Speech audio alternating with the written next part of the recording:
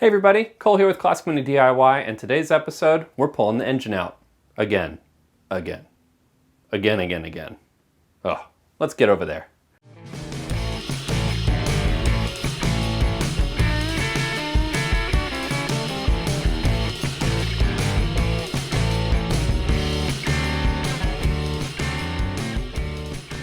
Now, like I said, we're pulling the engine out again. And this time it's not broken. It's running great. I've been happy with it, but it is time to make some room for the supercharged engine that's getting built as well concurrently, and get a few parts off of the Bad Wolf engine so that we can use that on the actual supercharged engine.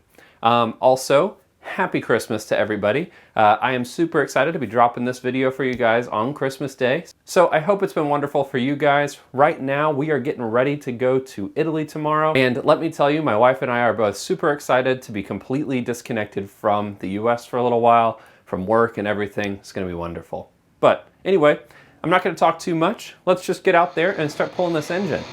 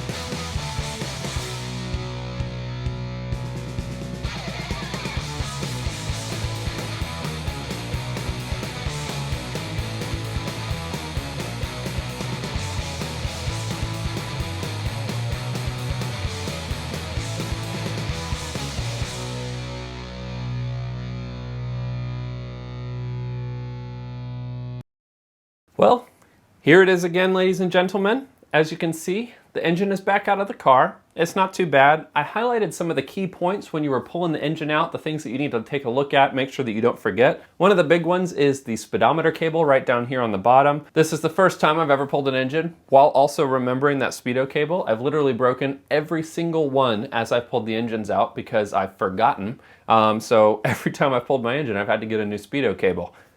This time, don't have to do it. Now, I'm not going to get into disassembly or anything like that before we leave here tomorrow. I think I'm just going to wrap up the video right here. Thank you so much to every one of you for supporting the channel throughout this year. A big shout out to 7 Mini Parts. Some of the tools I used in this episode were provided directly by 7 Mini, so a huge shout out to them. If you have any parts needs and you're in North America, hit the link in my description and buy a couple parts from them. I also want to say a huge thank you to all my patrons. You guys are the ones who are making this build, pulling this out and putting a supercharged engine in my Mini actually possible. So thank you so much for all your support throughout this year, the previous years, and hopefully the years to come.